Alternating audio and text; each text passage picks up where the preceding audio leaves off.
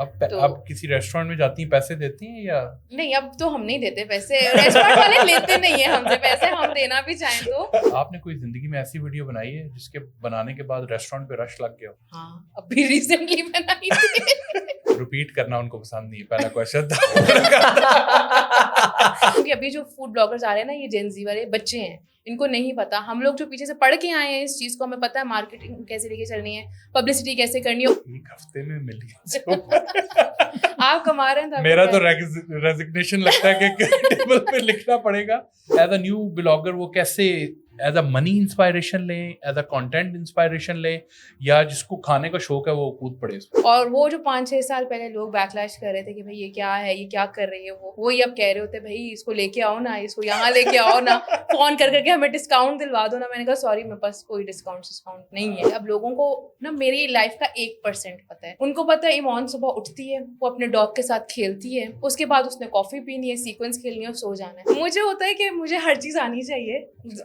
Indian movie से inspired हूँ ना, कि घर में कोई मसला है तो लॉयर भी मैं खुद ही बन के खड़ी हो जाऊँ, ये मेरी डिग्री है जज साहब, और अब मैं आपको बताऊंगी कि मसला क्या है। और ये घर बैठ के पैसा उन लोगों से कमा रहे थे जिनके कर्जे तले हम दबे हुए हैं।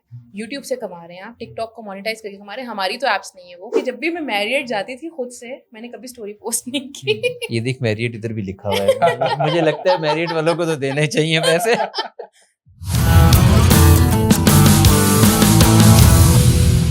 Welcome to local talks. आज हमारे गेस्ट का नाम है द रेस्टोरेंट गर्ल, उनका असल नाम है ईमान मलिक। आज उनसे पूछते हैं कि रेस्टोरेंट के पीछे कहानी क्या, कैसे वो फूड व्लॉगर बनी, उनकी क्या स्टार्ट था, कैसे वो बनी। आए उनसे डायरेक्ट ही पूछते हैं, क्योंकि बताने को बहुत कुछ है। आए उनसे पूछते हैं। अस्सलाम वालेकुम जी, क्या हाल है? वालेकुम अस्सलाम, अल्लाह का शुक्र। कैसे बनी आप फूड व्लॉगर? एक्सीडेंटली। इतने अच्छे एक्सीडेंट्स अगर सबके हो जाए तो क्या ही बात है।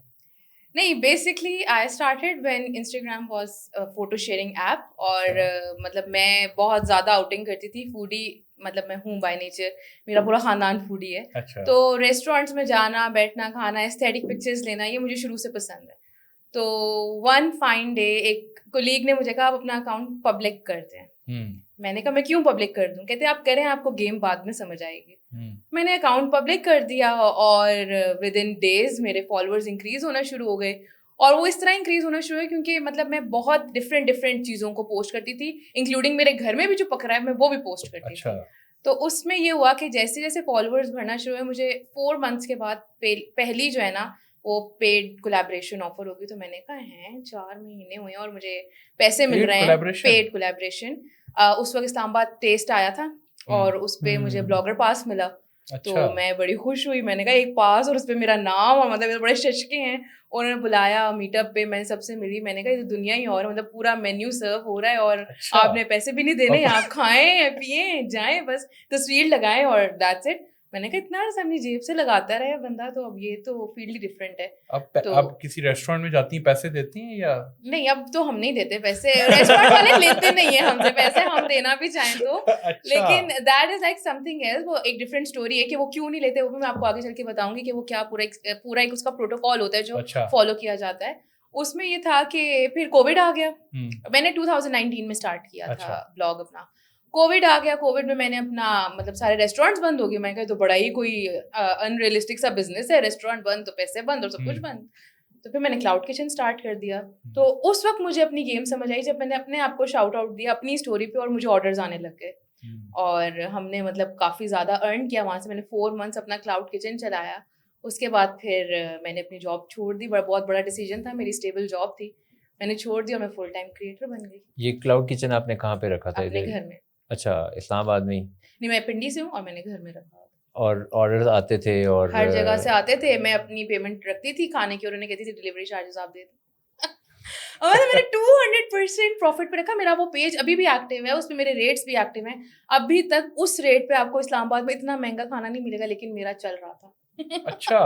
वो चल क्या रहा वजह था। थी इसकी? आई थिंक टेस्ट और एक कंसिस्टेंसी थी, और वो होममेड फूड था और वो काफी हम लोग मतलब मैं 2 घंटे प्रायर ऑर्डर पे ले रही थी, हर चीज फ्रेश बना रही थी। तो उसका भी एक था और उसको कोविड था और बड़ा पीक था कोविड का, तो रेस्टोरेंट से कोई भी ऑर्डर नहीं कर रहा था। आप एक अच्छी फूड व्लॉगर हैं, आप अच्छी कुक भी हैं। मैं बहुत अच्छी कुक हूँ। जाहिर है अच्छी कुक हैं तो इतने ऑर्डर्स आए थे। वो छोड़ा क्यों आपने? वो किचन बंद कर दिया या चल नहीं, रहा है? मैं उसके बाद CSS की तैयारी में लग गई थी, तो अच्छा। मैंने कहा कि मैं बैठ के क्या ही करूंगी इसको, मतलब मैं आप तो सब मुझे कुछ ऐसा लग रहा है गर्ल विद द ड्रीम्स, पता नहीं क्या क्या करना नहीं, चाहती थी। मुझे होता है कि मुझे हर चीज आनी चाहिए। अच्छा। इंडियन मूवी से और इंस्पायर्ड हूँ ना, कि घर में कोई मसला है तो लॉयर भी मैं खुद ही बन के खड़ी हो जाऊँ, ये मेरी डिग्री है जज साहब, और अब मैं आपको बताऊंगी कि मसला क्या है। तो मेरी वो वाली नेचर है, मुझे है कि मुझे हर चीज़ आनी चाहिए। एटलीस्ट मेरे पास शायद वो सारी अथॉरिटीज़ ना हो, लेकिन मुझे हर फील्ड का पता होना चाहिए कि इस फील्ड में इस तरीके से काम होता है। तो मैंने CSS की तैयारी शुरू कर दी थी, और उसमें ये था कि क्योंकि मैं सब कुछ खुद हैंडल कर रही थी, अकाउंट्स, ऑर्डर टेकिंग, डिलीवरी, सब कुछ खुद कर रही थी, तो मैं किसी पे रिलाई नहीं कर सकती थी। तो मैंने उसको टेम्प्रेरी क्लोज कर दिया, और उसके बाद वो CSS, आपको पता है जब बंदा उसमें लग जाता है तो फिर वो लंबी गेम चली जाती है। तो वो अच्छा एक सेकेंड, तो 2019 में आपने क्लाउड किचन स्टार्ट किए, इस वक्त आप जॉब भी कर रही थी?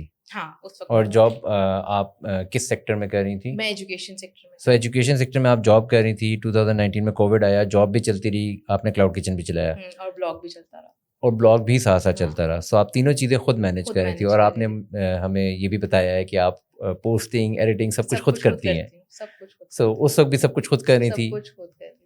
मैंने अपने क्लाउड किचन का जो पेज है उस पे जो ऑफिशियल फोटोग्राफी होती है, जो एड मेकिंग होती है, ग्राफिक डिजाइनिंग, सब कुछ खुद किया हुआ है। ये नेचुरल है या आपने सीखा है ये सब? नहीं, ये मुझे कंप्यूटर की ना फील्ड बहुत पसंद थी शुरू से।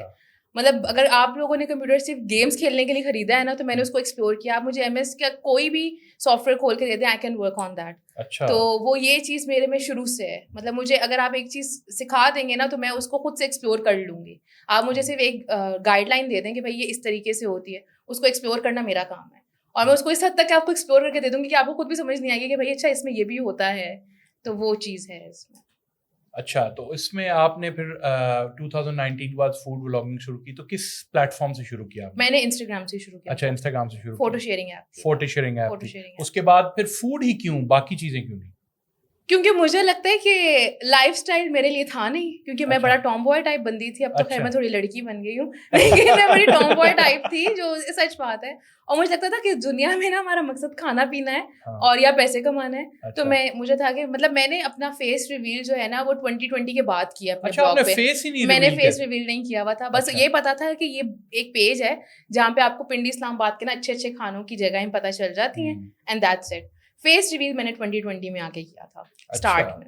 उसका तो व्लॉग बनाया था स्पेशल फेस नहीं, रिवीलिंग के, कुछ जो भी आजकल नहीं किया स्पेशल था। व्लॉग्स बन रहे नहीं, थे? नहीं, उस वक्त ना हमें रेस्टोरेंट्स ना 1000 से 1500 रुपए का बजट देते थे कि आप आए, अपना पिक्चर्स वगैरह लें, हाँ। और ये हम आपको डिस्काउंट देंगे, ठीक है। बाकी आपने पेमेंट खुद करनी है। तो मतलब ऊपर के जो पैसे होते थे हम पे करते थे। एक तरह से वो आपका फूड वाउचर होता था जो आप जाके रिडीम करवा रहे होते थे, और हम अच्छा। उसी में खुश हो जाते थे। अच्छा 1500 का डिस्काउंट मिल रहा है, हम चले जाते हैं। तो वन फाइन डे हम F11 बैठे हुए थे, और मैंने अपने भाई को कहा, मैंने कहा ये लड़की देखो, इसने आगे ऐसे थालियां रखी हुई है ना ढेर सारी, हाँ। मुझे ना ऐसी पिक्चर चाहिए। तो उसने कहा ये तो बड़ा महंगा खाना आएगा। हाँ। मैंने कहा खैर है, आज मेरे पास पैसे हैं ना, हम हाँ। खाने पे लगा देते हैं। तो हमने खाने पे लगा दी, और उसने एग्जैक्ट वैसी ही पिक्चर मुझे निकाल के दी, जिसमें ढेर सारी थालियां आ गई हैं, अच्छा। और मैं बैठी हूँ। उस time I was at like 3000 और 4000 फॉलोअर्स, और वो पिक्चर मैंने पोस्ट कर दी विदाउट अ रिव्यू। मैंने सिर्फ, जैसे अब फोटो डंप का दोबारा हाँ। से ट्रेंड आ गया, ऐसे। पिक्चर मैंने पोस्ट कर दी, और ओवरनाइट मेरा 10K क्रॉस हो गया फॉलोअर्स का। अच्छा। वो पिक्चर वायरल हो गई थी, और वो था कि पाकिस्तान में भी किसी लड़की ने मतलब इस तरह से ना इंडियन इंस्पायर्ड एक पिक्चर लगाई जिसमें ढेर सारा खाना। फिर रेस्टोरेंट ने कांटेक्ट किया आपको? उसके बाद ना रेस्टोरेंट्स का वो जो है ना कॉन्टेक्स्ट चेंज हो गया ब्लॉगर्स को बुलाने का। मतलब स्पेशली मेरे लिए तो उनका बिल्कुल डिफरेंट है। अब मैं बिल्कुल बजटलेस जाती हूँ। वो कहते हैं आपने जितना खाना मंगवाना होगा, क्योंकि मेरा एक स्टाइल है कि मैंने बहुत सारा खाना आगे रखना है। और अच्छा, तो आज हम खाना आपके साथ खाने जाएंगे। मेरे साथ चले खाना खाने। तो उसमें ये हुआ कि रेस्टोरेंट्स का ना एक माइंडसेट चेंज हुआ कि यार, क्योंकि मेरा ये माइंडसेट था कि जो दिखता है ना वो बिकता है। आप जितना अपना प्रोडक्ट दिखाएंगे, कस्टमर्स के पास उतने ऑप्शंस होंगे उसको करने के लिए। आप अगर बिल्कुल ही प्रोडक्शन लाइन पे जाके अपनी फूड फोटोग्राफी या वीडियोग्राफी कराते हैं ना, तो कस्टमर उससे एंगेज नहीं होता। उन्हें तो पता है उस पर स्प्रे मारा है, उस पर ये किया है, कार्डबोर्ड रखा है, उसकी बैलेंसिंग की है, सब कुछ किया है। लेकिन जब आप एक ऑर्गेनिक तरीके से चीज़ को मार्केट में लाते हैं ना, तो कस्टमर उसमें ज़्यादा इंगेजमेंट लाता है अपनी, और वो चाहता भी है कि उसको वो ट्राई करे। तो अब ये होता है कि हाँ, उनके जितने मेन प्रोडक्ट्स होते हैं ना, मेरा ये फोकस होता है कि मैं उन सबको कवर करूँ। तो वो रेस्टोरेंट्स अब करते हैं, और वो हमें फूड वाउचर भी अगर किसी न्यू ब्लॉगर को भी देते हैं तो अच्छे खासे अमाउंट का देते हैं, ताकि वो थोड़ा सा अपना जो है ना शोकेस कर सकें। फूड व्लॉगर बनने का क्या क्राइटेरिया है? कोई भी बन सकता है? कोई भी बन सकता है। कितने फॉलोअर्स होने चाहिए कि कोई आप फॉलोअर की, मैंने जब स्टार्ट किया था तो मतलब पहला एक ही फॉलोअर से स्टार्ट किया था। अच्छा, तो कोई आपका क्राइटेरिया नहीं होता। बेसिकली अब जो हमारे फूड ब्लॉगर्स आ रहे हैं ना, जो अभी लास्ट 1.5 साल से आए हैं, वो समझते हैं इस मार्केट में पैसा बहुत है, लेकिन उनको नहीं पता ये मार्केट बहुत ही बड़ी हवाई रोजी है। अच्छा। तो इसमें ये होता है कि कंसिस्टेंसी बहुत मैटर करती है, आपकी मार्केट में रेपुटेशन बहुत मैटर करती है। कोई तो वजह है ना कि इतने फूड ब्लॉगर्स होने के बावजूद भी जो क्लाइंट है, जब कोई नई चीज लॉन्च होती है, वो उन्हीं को बुलाता है जिनकी मार्केट में एक बात बनी हुई है, जिसकी बात कोई सुनता हो। आप सिर्फ जाएं और आप किसी को कॉपी करें और आप आके सिर्फ वीडियो लगा दें, वीडियो लगाना या जाके खाने को खा के आ जाना इज नॉट फूड ब्लॉगिंग। आपको उस चीज़ की अंडरस्टैंडिंग भी होनी चाहिए कि आप कर क्या रहे हो। मतलब अब आप देखेंगे बहुत सारे ना एस्थेटिक फूड ब्लॉगर्स आ गए, एस्थेटिक्स लेके आ गए, पंखे दिखा रहे हैं, लाइटें दिखा रहे हैं, इस रेस्टोरेंट में ऐसा बल्ब लगा हुआ है, ऐसा बंदा बैठा हुआ है, ऐसा स्टैचू बैठा हुआ है। लोगों ने नहीं देखना, लोग कह रहे हैं भाई खाने में क्या है, सॉस अच्छी थी नहीं थी, नमक ठीक था नहीं था, गोश्त की वैरायटी अच्छी थी नहीं थी, लोग ये देखना चाहते हैं। लेकिन अभी जो न्यूबीज आ रहे हैं ना, उनको इस चीज़ की अंडरस्टैंडिंग नहीं है। उनको ये कि हमने बस ये कर लिया, और अब तो खैर वो फॉलोअर्स खरीदने का भी ट्रेंड आ गया है। अच्छा। फॉलोअर्स खरीद लिए और बस अब मतलब अगले तो अंधे बैठे हैं। क्या वो फॉलोअर्स जब खरीदते हैं क्या उसकी वैल्यूज होती हैं वो फॉलोअर जो? हाँ नहीं, उसकी कोई नहीं होती, वो बॉट फॉलोअर्स होते हैं। अच्छा, बॉट, और वो पता भी चल जाता है, पता चल जाता है क्योंकि आपकी वीडियो पे एंगेजमेंट नहीं आ रही थी। एंगेजमेंट भी खरीदी जा सकती है, सब कुछ खरीदा जा सकता है, लेकिन आपका क्लाइंट आपको खुद बता देता है कि ये बंदा आया था, इससे हमें इतना बिजनेस मिला है, ये बंदा आया था, इससे हमें इतना बिजनेस नहीं मिला। एक क्राइटेरिया होता है, आप 100K प्लस की फॉलोइंग का कोई बंदा अपने रेस्टोरेंट पे इंगेज कर रहे हो तो एटलीस्ट 10% आपकी सेल इंक्रीज होनी चाहिए। अच्छा, ये नेचुरल है, ये होना ही होना चाहिए। अगर नहीं हो रहा, या तो उस बंदे में मसला था या आपके प्रोडक्ट में मसला। आपने कोई जिंदगी में ऐसी वीडियो बनाई है जिसके बनाने के बाद रेस्टोरेंट पे रश लग गया हो? हाँ, अभी रिसेंटली बनाई थी। अच्छा, मेरे जो क्लाइंट्स है ना, अगर आप मेरा अकाउंट को थोड़ा सा वो सर्च आउट करेंगे ना, तो वो रिपीटेड है। अच्छा। अब एक बंदा जिसने एक टाइम पे आपको इतना पे कर दिया, अगर आपको वो रिपीटेड बुलाता है और उतना ही दोबारा पे करता है, तो उसको पता है भाई ये मुझे इतना बिजनेस दे देगी कि इसकी एक टाइम की वीडियो का मुझे इतना नुकसान नहीं होगा। और वो क्लाइंट्स हमारे बड़े लॉन्ग टर्म चलते हैं। और अभी हम लोगों ने ब्रोस्ट की वीडियो की थी एक रावलपिंडी के अंदर, कमर्शियल के अंदर। उस बंदे ने कहा कि अब आप ना अगले 2 मंथ्स तक कोई ब्लॉगर हमारे पास ना आए, बिकॉज अच्छा। उनका इतना रश लग गया था कि वो रात को 7-8 बजे क्लोजिंग कर रहे थे, मशीन्स खराब हो रही थी। अच्छा। इतना रश था उनके पास। अच्छा। तो इस तरह से होता है। और अक्सर ओवर मार्केटिंग की वजह से भी ना क्लाइंट्स और जो हमारे नए रेस्टोरेंट्स होते हैं ना, ये बैकलैश का शिकार हो जाते हैं। Over marketing in a sense कि आपका बैकअप तैयार नहीं है, आप ऐसे बंदे को बुला के मार्केट करा देते हो जिसका रिस्पॉन्स आना ही आना है, और आप उसके लिए रेडी नहीं हो, आपका किचन रेडी नहीं है, तो उसके वो भी चीजें मार्केट में साथ साथ चलती हैं। एक पेड ऐड हम जब रन करते हैं, क्योंकि मैं डिजिटल मार्केटिंग की फील्ड से मुझे पता है, क्या रिस्पांस उससे ज्यादा बेटर आता है कि आप इन्फ्लुएंसर को लेके आते हैं और उससे वीडियो बनाते हैं, उससे ज्यादा रिस्पांस आता है? इन्फ्लुएंसर की वीडियो से ज्यादा रिस्पॉन्स आता है। ऐसा क्यों है? ऐसा इसलिए क्योंकि जो पेड ऐड रन हो रहा होता है ना, उसमें क्लाइंट अपनी ही बात कस्टमर तक पहुंचा रहे हैं। फॉर एग्जाम्पल, बड़ी टिपिकल सी मिसाल है, शादी के लिए आपने रिश्ता भेजना है ना, तो आप आजू बाजू वालों से पूछोगे कि ये खानदान कैसा है, ना कि उस खानदान वाले से जाके पूछोगे कि भाई अपनी रेपुटेशन के बारे में बताओ। अच्छा। तो ये इसकी एग्जांपल है कि भाई आपने अपना प्रोडक्ट मार्केट में निकालना है, तो कोई दूसरा आपकी तारीफ करेगा तो आपको कस्टमर मिलेगा। बट आजू बाजू में ऐसा भी होता है कि कोई लोग आप पे तप रहे हो तो जानबूझ के ये भी कह देते हैं कि यार ये चीज ठीक नहीं है। करते हैं ऐसा भी। तो इसका ऐसा भी होता है कि कोई इन्फ्लुएंसर्स तब जाएं तो किसी रेस्टोरेंट के बारे में नेगेटिव फीडबैक दें। ये तो इसका मतलब है कि बड़ा आग से खेलने के बराबर है। आग से खेलने के बराबर है, लेकिन देखिए नेगेटिव फीडबैक हमेशा तब आता है जब नेगेटिव फीडबैक की गुंजाइश होती है। मैंने अपनी लाइफ में 3 नेगेटिव फीडबैक्स किए हैं। अच्छा। उसमें से एक मेरा अपना क्लाइंट था। अच्छा। ठीक है, उस वीडियो के नीचे 1000 से ज्यादा कमेंट्स हैं जिसमें हर बंदा कह रहा है कि ये बात सच है जो ये मैं बोल रही हूँ। अब उस 1000 में से अगर 1000 बंदों ने नहीं भी उस जगह को ट्राई किया, 10 ने भी किया है, एक भी उसमें पॉजिटिव नहीं आया, किसी ने मुझे ये नहीं कहा कि इसको पैसे नहीं मिले तो ये झूठ बोल रही है, मतलब सबका वही वहां पे एक्सपीरियंस रहा है। तो ये चीज होती है, आप जब नेगेटिव फीडबैक दे रहे होते हो ना, तो आप मार्केट को भी मद्देनजर रख रहे हो। तो यार ये ना हो कि मतलब अगर पॉलिटिक्स की हम बात करें तो किसी ऐसे बंदे के बारे में आप कुछ बोल दो जिसकी बहुत ज्यादा मार्केट में अच्छी रेपुटेशन है, ऐसे नहीं होता। आप जब नेगेटिव फीडबैक देते हो ना, तो आपकी अपनी मार्केट रिसर्च उस पर बहुत स्ट्रांग होनी चाहिए कोई भी बात बोलने से पहले। और इसलिए मैं कहती हूँ कि अभी जो फूड ब्लॉगर्स आ रहे हैं ना, ये जेन ज़ी वाले बच्चे हैं, इनको नहीं पता। हम लोग जो पीछे से पढ़ के आए हैं इस चीज़ को, हमें पता है मार्केटिंग कैसे लेके चलनी है, पब्लिसिटी कैसे करनी है, ओवर मार्केटिंग नहीं किसी चीज़ की करनी, ये अभी हमारे अभी इन लोगों को नहीं पता। बट आजकल के बच्चे कहते हैं हमसे बड़ा समझदार कोई है ही नहीं। तो वो बस कहते हैं ना, फिर क्या कर सकते हैं। तो हम भी जब बच्चे थे तो हम यही कहते थे अपने माँ को, आपको नहीं पता, और अब हम कहते हैं अब आप बता दे भाई, हम जिंदगी में करें तो करें क्या। तो ये होता अच्छा, एज ए कंज्यूमर मेरे साथ ये होता है ना, मैं देख रहा हूँ अब वो हर रेस्टोरेंट की ही इक्वल तारीफ है, अल्फाज भी बाज़ों का सेम है, हर रेस्टोरेंट के बारे में ही वही कुछ, हर रेस्टोरेंट के बारे में ही वही कुछ। तो एज ए कंज्यूमर तो बड़ा कंफ्यूजिंग हो जाता है कि अब मैं, अगर मैंने बारबेक्यू खाना है तो मैं कहाँ जाऊँ, या अगर मैंने बर्गर खाना है तो असल में किसका मज़े का है, until you eventually go and try yourself out. तो आप लोगों के साथ भी ये होता होगा या नहीं होता कि आप लोगों को भी एग्जैक्टली अपने एक नीश को डिफरेंशिएट किस तरह करना है? आप अपने कंटेंट में क्या इसका ख्याल रख रही हैं कि अगर मैंने बर्गर प्रमोट करना है तो एक स्पेसिफिक ब्रांड का बर्गर ही प्रमोट करूं, या मैं सारे बर्गर्स प्रमोट करना शुरू हो जाऊं? अच्छा नहीं, मेरा ना इस चीज़ पे बहुत ज़्यादा बिलीव है कि आप पेंटीन के साथ हेड एंड शोल्डर और हेड एंड शोल्डर के साथ सनसिल्क नहीं बेच सकते। ठीक है, तो उसमें ये होता है कि क्लाइंट, हर बंदा आपको पिच कर रहा होता है। मतलब अगर आप एक चीज़ को प्रमोट करना शुरू करते हैं, फॉर एग्जांपल मैंने अगर किसी पुलाव को प्रमोट करना शुरू किया तो सारे पुलाव वाले मुझे मैसेज करना शुरू कर देंगे, इधर भी आए, इधर भी आए, इधर भी आए। राइट। मतलब वो आपको पहले क्लाइंट से ज़्यादा पे भी करेंगे और सब कुछ करेंगे। लेकिन उसमें ये होता है कि आपकी अपनी क्रेडिबिलिटी होती है। आपको ये पता होना चाहिए कि अच्छा यार, अगर मैं 2 जगह का पुलाव प्रमोट कर रही हूँ या 2 जगह का बर्गर प्रमोट कर रही हूँ, तो उसमें एग्जैक्टली डिफरेंस क्या है जो एक जगह पे नहीं मिल रहा और वो भी अच्छा काम कर रहा है, और दूसरी जगह पे क्या मिल रहा है जो कि उससे ज़्यादा अच्छा है। ये अंडरस्टैंडिंग डेवलप करने के लिए ना आपको एक एक्सपीरियंस चाहिए होता है। Over the period of time आपको पता चल जाता है।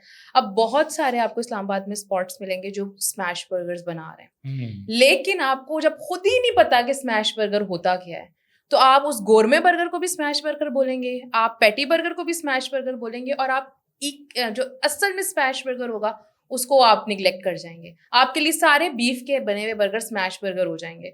ये जो आपको नॉलेज है ना, ये over the period of time आती है, या फिर आप उसकी स्टडीज कर लें। पाकिस्तान में इस्लामाबाद तो सब कहते हैं बर्गर बच्चे हैं सारे, तो क्या इनको भी नहीं पता होगा? नहीं, इनको डिफरेंशिएशंस नहीं आती। अच्छा, सो आपने खा के सीखा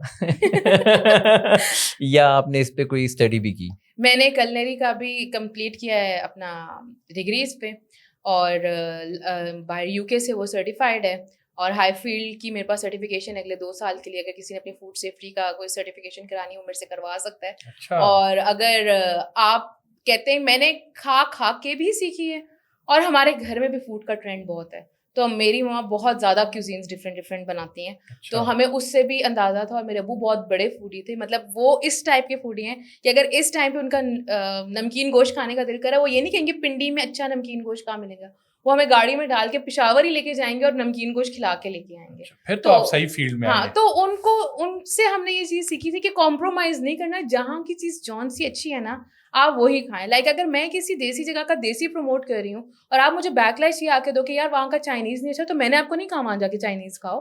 आप खाओ जाके, जो मैं बोल रही हूँ वो खाओ, और अगर वो अच्छा नहीं तो मुझे आके बताओ। That's it. अच्छा। ये बड़ा सिंपल रूल है। मुझे बताएं, ये फूड व्लॉगिंग की इंडस्ट्री कितनी बड़ी इंडस्ट्री है?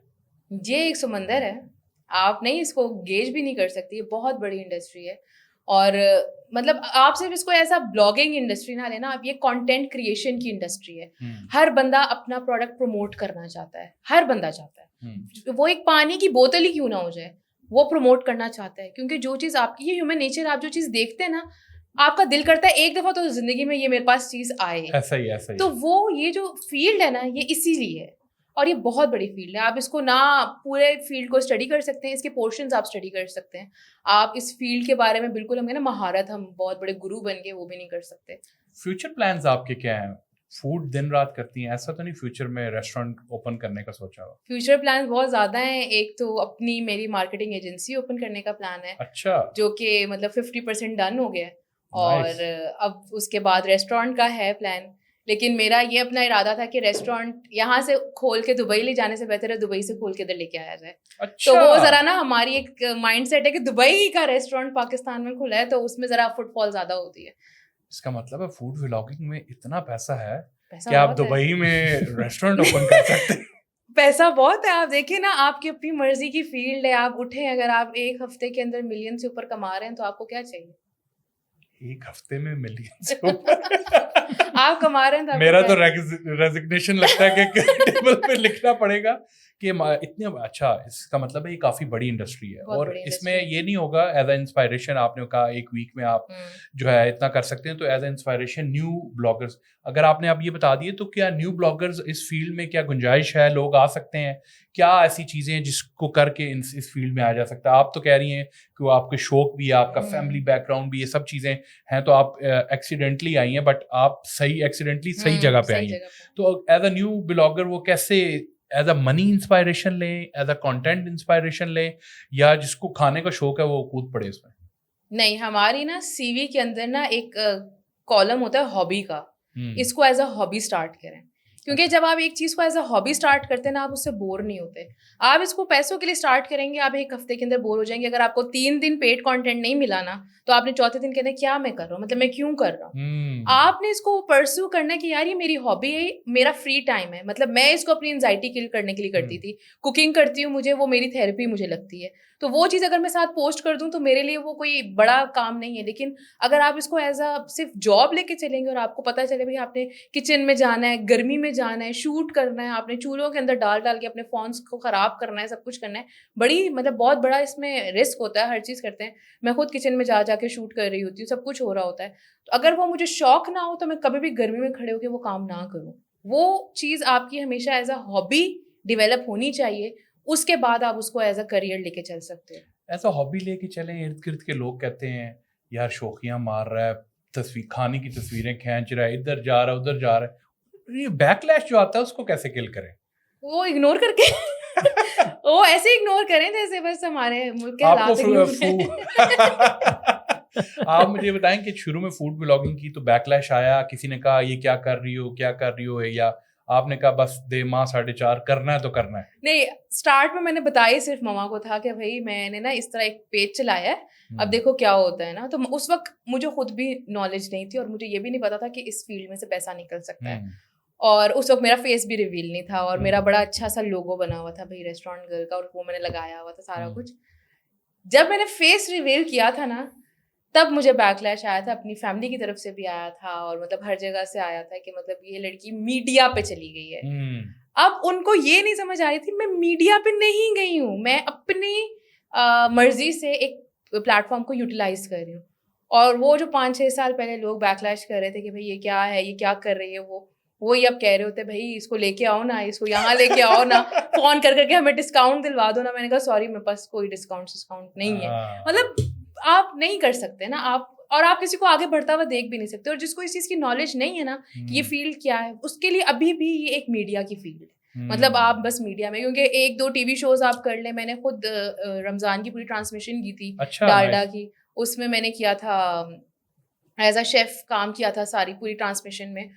तो वो भी लोगों को यही था कि भाई अब टीवी पे चली गई, ये टीवी पे चली गई है। मैंने कहा टीवी पे नहीं गई, वो मेरा अपना क्लाइंट है जिसकी एक ट्रांसमिशन जानी है, उसने हमें अप्रोच किया। पूरा स्पॉन्सर ट्रिप था मेरा, मैं कराची गई हूँ, मैंने स्टे किया, हमारी 12-12 घंटे की शूट्स हुई, मैंने खुद देखा भाई इतनी मेहनत लगती है इस फील्ड में। तो वो एक चीज़ है कि भाई आप हर फील्ड में मेहनत कर रहे हो, ऐसा नहीं है कि भाई ये बहुत आसान फील्ड है। अब लोगों को ना मेरी लाइफ का 1% पता है, उनको पता है ईमान सुबह उठती है, वो अपने डॉग के साथ खेलती है, फिर वो जाती है जिम के बाद जाके उसने कुछ खाना है, उसके बाद उसने कॉफ़ी पीनी है, सीक्वेंस खेलनी है और सो जाना है। उसके पीछे जो 99% टाइम जो मेरी एंजाइटी चल रही है, जो मसले चल रहे हैं भैया, और क्लाइंट्स के इतने रोलर चल रहे होते हैं, वो उनको नहीं पता और ना वो हम अपने ब्लॉग में दिखाते हैं। ब्लॉग हमारा सिर्फ एक ग्लैमरस एंटिटी है जो कि लोग जो है ना उसको देख के इंस्पायर होते हैं कि यार लाइफ हो तो ऐसी। तो मैं कहती हूँ कि वही वाला डायलॉग कि यार एक दिन तुम इस कुर्सी पे बैठ के देखो कितने मतलब आपको ना कांटों का ताज आपको मिलता है उससे ना। ये बात तो वो वाली चीज है, वो लोगों को ना टिप ऑफ द आइसबर्ग नजर आ रहा होता है, एग्जैक्टली उसके पीछे क्या गुजर रहा है क्या नहीं, ये चीज नहीं पता। अच्छा, तो जुबैदा आपा बनने का प्लान है फ्यूचर में? जुबैदा आपा तो मैं नहीं बन सकती ऑब्वियसली, इतना एक्सपीरियंस करने के लिए शायद इतनी उम्र ही ना रहे। लेकिन ये है कि हाँ, मैं ज़रूर ये चाहती हूँ कि मेरे जो अभी आ रहे हैं ना न्यू ब्लॉगर्स आ रहे हैं, न्यू क्रिएटर्स आ रहे हैं, उनके लिए मैं कोई पाथवे बनाऊँ मतलब उनके लिए मैं कोई सेमिनार्स रखूं, उनको पता चले इस फील्ड में करना क्या है। ये सिर्फ फील्ड आपको फ्री भी नहीं बनना आपने इधर आके, आपने इधर आके अपना करियर बनाना है, तो आपने एक्चुअली में करना क्या है, आपने अपनी मार्केट वैल्यू कैसे बनानी है। आप हर चीज के ऊपर लबैक के आगे नहीं जा सकते, आप हर चीज ना, को। ये इसीलिए डिस्कशन है, बताएं कैसे करें वो, कैसे आगे। यार मैं यहाँ बता दूं, मुफ्त में आप सब्सक्रिप्शन कर लें मेरी, आप मेरी सब्सक्रिप्शन अच्छा, आपने कोई फूड व्लॉगिंग का कोर्स लॉन्च करना है? हाँ, अच्छा, व्लॉगिंग का नहीं, कंटेंट क्रिएशन का। अच्छा, नाइस। देखिए मैंने किया, मेरा अभी मास्टर्स कंप्लीट हुआ मैथ्स कम्युनिकेशन में, तो जो मैंने थीसिस रन किया है ना अपना, वो इसी चीज़ पे था कि फ्यूचर ऑफ कंटेंट क्रिएशन क्या होगा और कितना। ये एक तो फील्ड बहुत बड़ी हो जाएगी, ठीक है, और सेकेंडली इसमें ये होगा कि जो जॉब्स का इशू है ना एशिया के अंदर, बेसिकली साउथ एशिया के अंदर, ये स्टार्ट चीज हुई थी इंडिया से। इंडिया में बहुत ज्यादा जॉबलेस हैं लोग, उन्होंने घर बैठ के पैसा कमाना शुरू किया था, और ये घर बैठ के पैसा उन लोगों से कमा रहे थे जिनके कर्जे तले हम दबे हुए हैं। यूट्यूब से कमा रहे हैं आप, टिकटॉक को मोनेटाइज करके कमा रहे हैं, हमारी तो एप्स नहीं है वो, साउथ एशिया की एप्स नहीं है वो, आप डॉलर्स में अर्न कर रहे हैं। मतलब एक टाइम ऐसा भी था कि स्नैक आई थी, एक ऐप स्नैक वीडियो की, वो खुद पे करती थी, आपने से वीडियो लगाना है, मतलब मैंने वहां से 2-3 हज़ार डॉलर भी रिडीम करवाया है। अच्छा, तो वो इतना अच्छा पे कर रहे थे, आप घर बैठे कर रहे होते हैं। अब तो मीम्स बनते हैं ना लोग, यार देख 2019 में बस यही करना था तो आज हमारी भी फॉर्च्यूनर खड़ी होती। अच्छा। तो ये चीज वाकई है, आप इस चीज को अगर बिल्कुल सीरियस होकर लेके चले ना, तो यूट्यूब से आप कितना पैसा कमा सकते हैं। आप अपने वॉच आवर्स कंप्लीट करें तो फिर देखें, आपको कुछ भी करने की जरूरत नहीं, सुबह उठें एक ब्लॉग लगाएं और अब सो जाएं। From a content creation point of view, because ये एक डिस्कशन होती है इंटरनेट पे, आपका क्या पर्सपेक्टिव है कि इज इट दी क्वांटिटी और क्वालिटी ओवर टाइम, किस चीज़ पे ज़्यादा फोकस करने की ज़रूरत है ख़ास तौर पे नए क्रिएटर को? क्वालिटी पे। आप वाली बात है कि मैंने बर्गर खाना है, हर बंदा बर्गर की तारीफ कर रहा है, मुझे समझ नहीं आ रही कि कहाँ का बर्गर अच्छा है अच्छा नहीं है। जो बंदा अपने, हर बंदे को अपनी रिस्पॉन्सिबिलिटी का पता होना चाहिए। यार ये मैं पोस्ट कर रहा हूँ, मेरे कहने पे अगर 10 लोग भी चले गए ना, तो अगर 1000 का भी एक बर्गर है तो मैं 10,000 का जवाबदेह हूँ रोज़ा क़यामत एज अ मुस्लिम, कि आपके कहने पे, आपकी बात पे किसी ने अमल किया और उसके ऊपर नुकसान आया।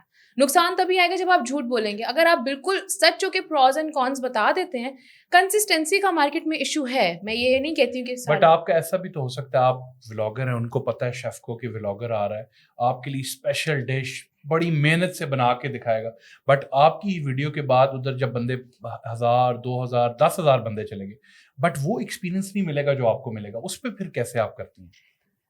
इस पे ये होता है कि जब मैं एक विजिट पेड कर लेती हूँ ना, मैं वीडियो तब तक पोस्ट नहीं करती जब तक मैं second visit as a customer ना कर लूँ बताए बगैर। अच्छा।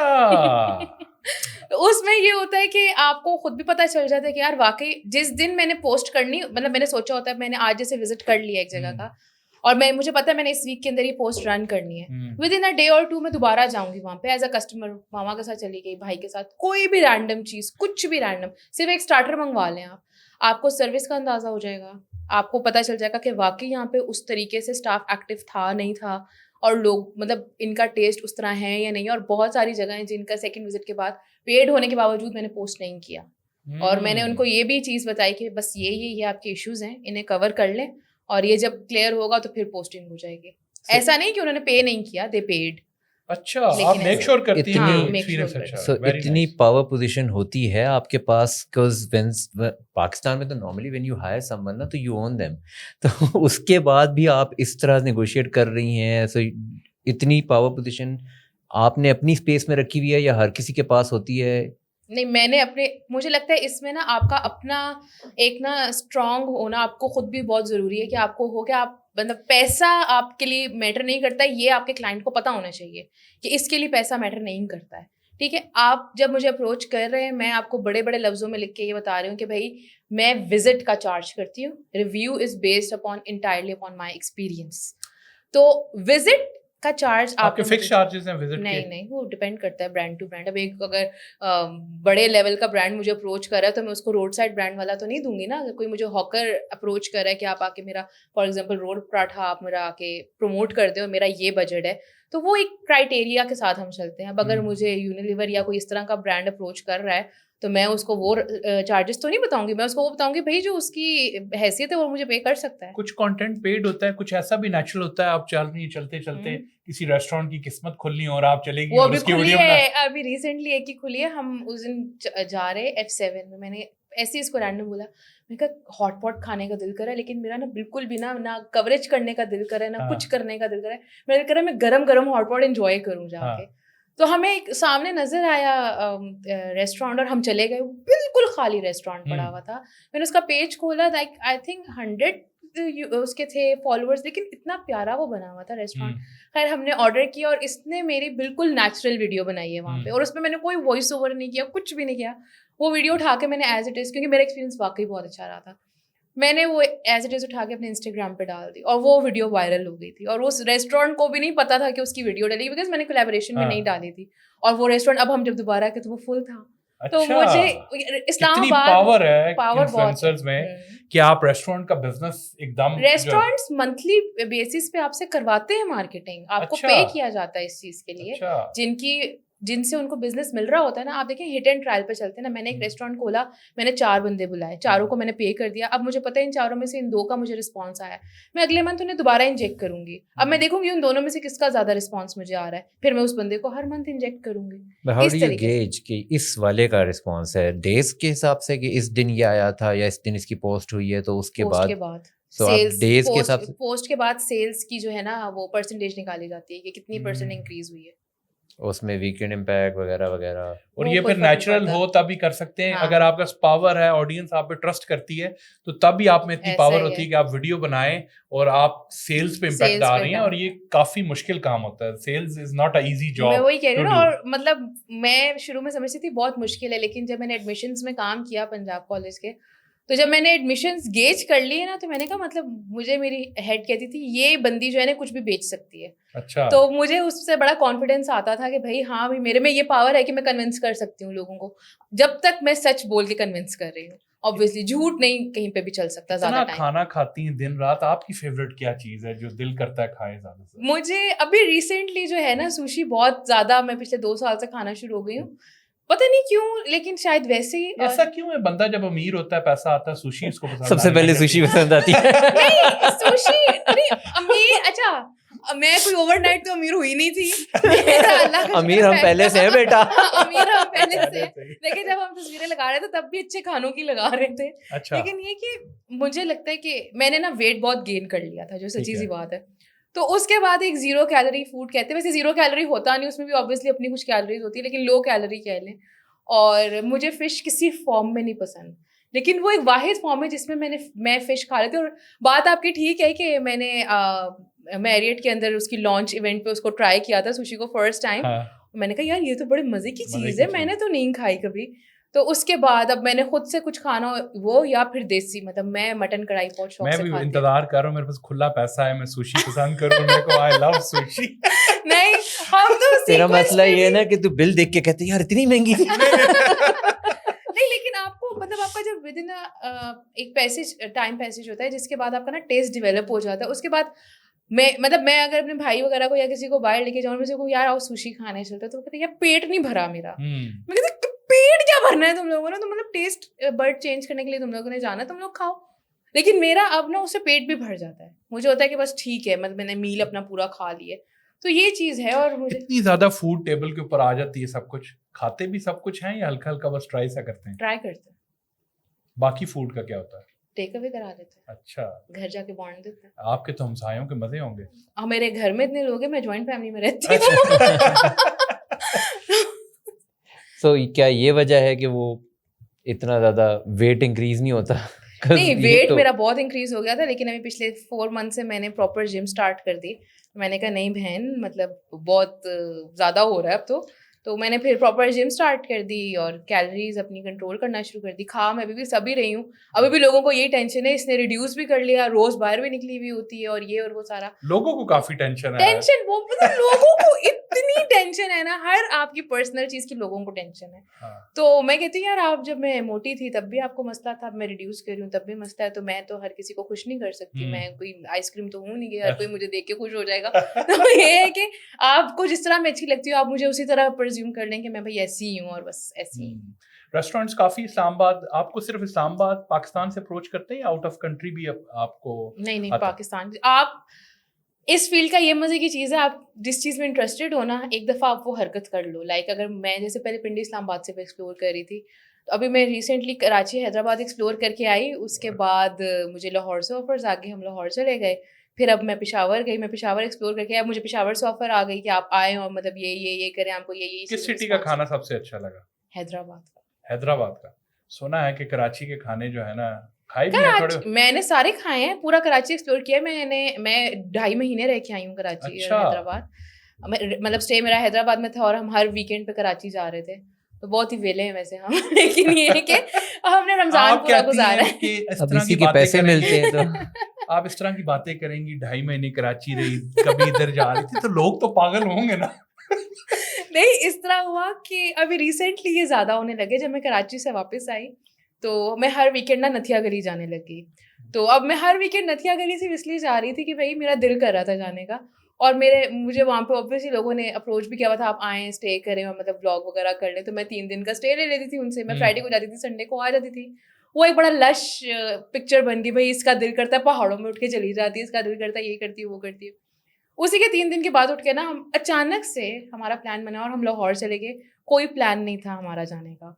हम लाहौर पहुंच के स्टोरी लगाते हैं, हम लाहौर पहुंच गए ना, तो अगले कहते हैं आप लोगों के मजे हैं, बस रात को पिंडी, सुबह इस्लामाबाद और अब लाहौर पहुंच गए।